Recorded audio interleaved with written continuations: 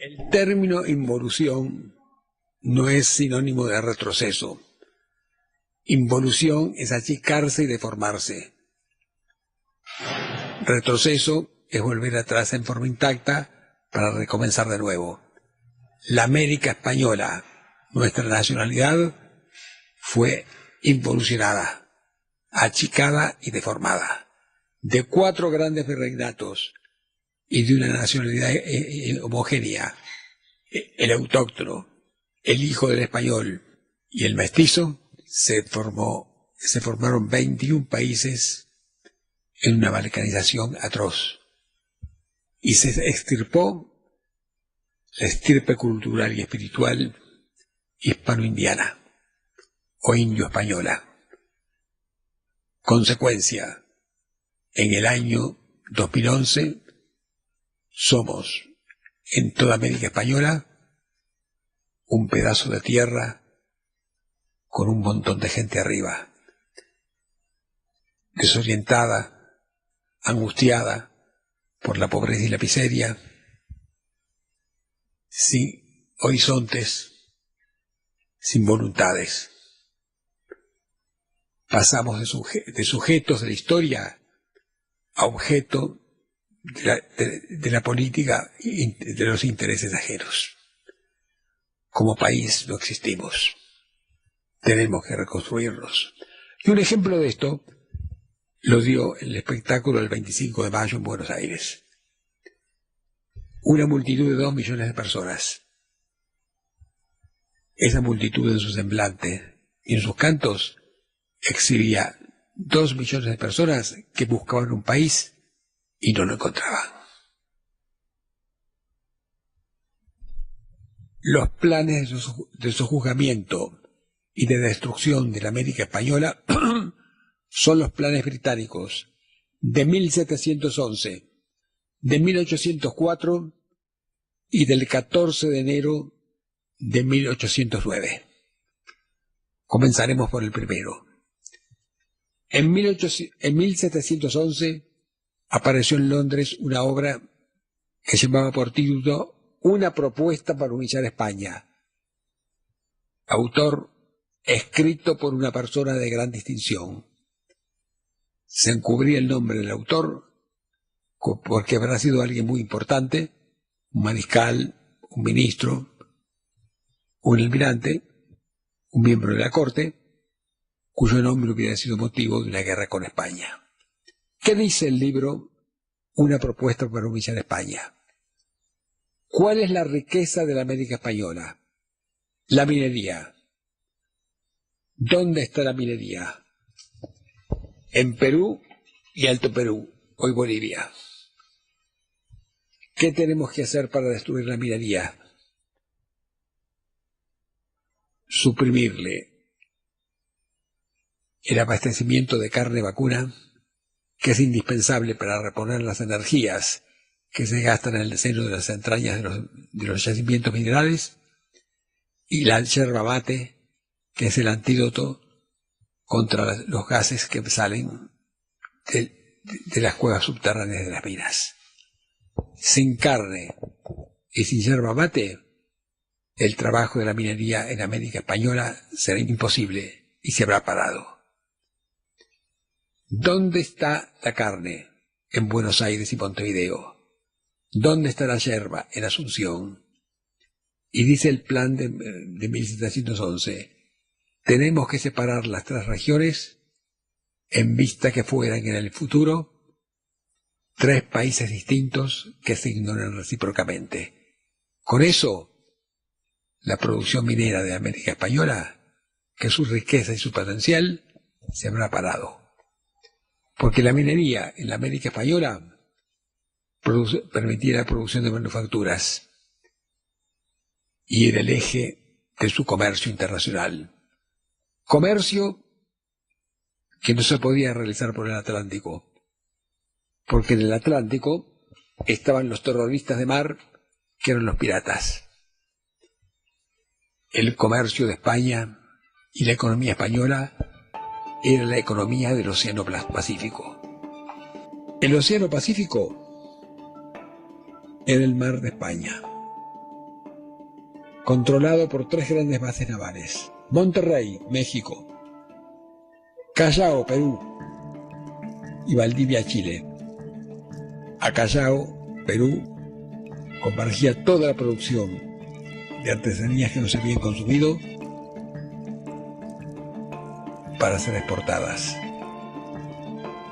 Y el eje económico era Callao, Filipinas, y de ahí China, Japón e India.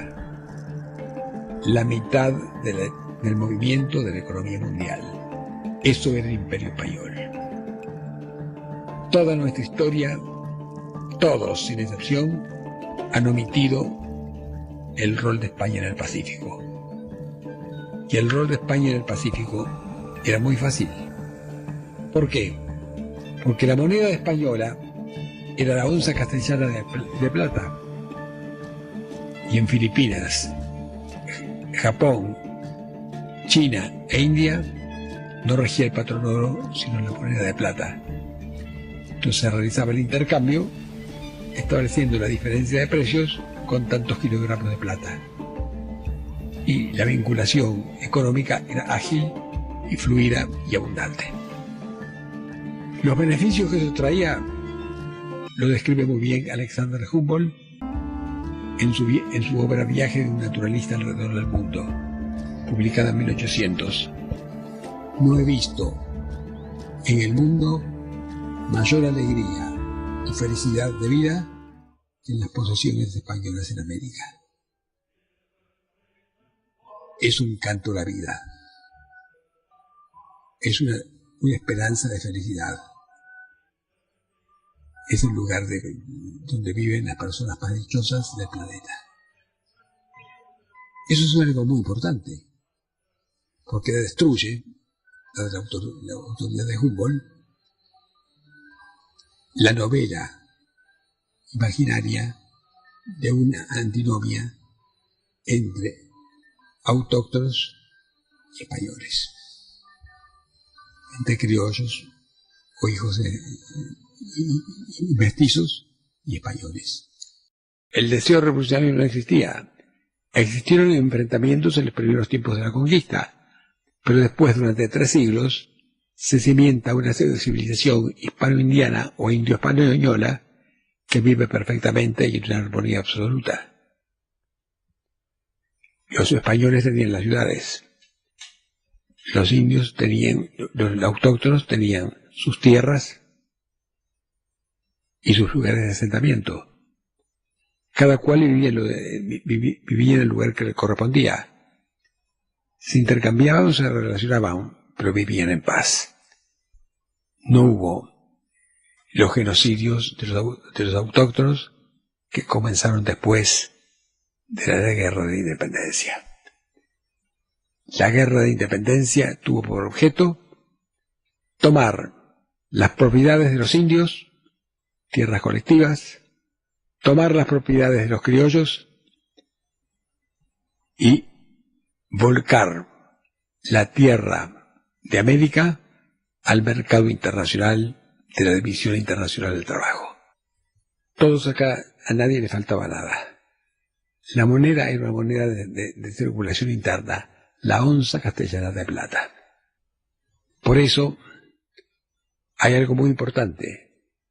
Cuando la famosa representación de los hacendados de Moreno, en 1809, es replicada por Chañiz y Agüero, los síndicos del consulado, que dicen con toda profundidad de conocimientos y con toda sencillez: ¿de qué vale abrir una importación para lo que hoy cuesta 4, pase a costar 2, si por la falta de trabajo que provocará la importación no tendremos ni siquiera 1?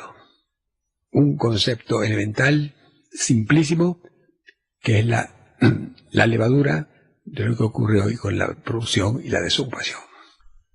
Ante esta agresión económica del plan de 1711, España respondió en 1776. Responde con la creación de los Estados Unidos de Norteamérica. Les asombrará esto, pero los Estados Unidos de Norteamérica fueron creación de España. José de Gálvez, ministro de Indias de Carlos III, para ponerle fin a los choques con Inglaterra, resuelve elegir un Estado independiente donde estaban las 13 colonias o establecimientos de la Compañía de Indias Occidentales, lo que hoy es Estados Unidos.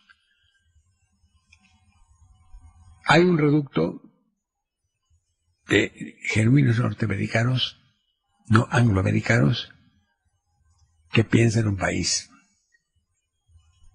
Lo conforman Alexander Hamilton, que no obstante de sus nombres y apellidos era español porque había nacido en Santo Domingo y católico. Benjamin Franklin, que con la invención del pararrayos y la electricidad es el Einstein del siglo XVIII, y George Washington, que era el magnate que sostenía los proyectos de ambos. Ellos toman contacto con José de Gálvez. Y José de Gálvez, en un plan genial de dividir el poder británico europeo del americano, diagrama la independencia de los Estados Unidos. ¿Cómo se va a efectuar? Comisiona para eso a su propio sobrino, José de Gálvez, gobernador de la Florida, que librará las batallas con las fuerzas españolas desde la Florida hasta Nueva York, donde está el reducto rebelde contra Inglaterra. Termina en la batalla de Saratoga. Todas las batallas por la guerra de independencia americana son libradas por Bernardo de Gálvez, sobrino de José de Gálvez. Y no pueden los británicos recibir refuerzos por mar porque la flota francesa, unida a España por el Pacto de Familia entre los Borbones, bloquea los puertos norteamericanos del Atlántico. Se llega así a la batalla de Saratoga, que es la última batalla que libran las fuerzas españolas y norteamericanas contra los ingleses. Pero José de Gálvez y Alexander Hamilton eran estadistas de gran volumen. Antes de lanzarnos a la independencia, vamos a diagramar y proyectar el país que vamos a hacer. ¿Para qué nos independizamos de Inglaterra? Y Hamilton produce su trabajo Informe sobre las manufacturas. Nos independizamos de Inglaterra para producir manufacturas de metales, de hilados, de maderas, agrícolas y ganaderas. ¿Y qué vamos a hacer con las manufacturas? Consumirlas. Salvo que hubiera un excedente, se exporta. Pero las manufacturas son para la subsistencia interna, no para el lucro exterior del comercio. Para hacer manufacturas y consumirlas hace falta dinero. Tenemos que preparar una moneda para el nuevo Estado. Y Hamilton publica su obra Informe sobre la moneda y el Banco Nacional, que tiene este parámetro. No vamos a utilizar el patrón oro que trajo la desgracia de Europa desde 1000 años antes de Cristo hasta esa época. Vamos a utilizar el patrón plata, que es la moneda que rige en la América española, onza castellana de plata, y la moneda para el intercambio con el Asia, como ya lo dije antes, Japón, China e India. Vamos a adoptar el dólar de plata representado por billetes, con lo cual la circulación de ese metal abundante de por sí va a ser mucho más veloz cuando esté representada por billetes. Y el banco va a ser un banco del Estado, no privado. El Banco Nacional, que fue tal el Banco Nacional de los Estados Unidos hasta el 1 de enero de 1914, en que fue reemplazado por la Reserva Federal consorcio privado de bancos. Tercero, ¿qué forma jurídica y política le vamos a dar al país que ahora creamos?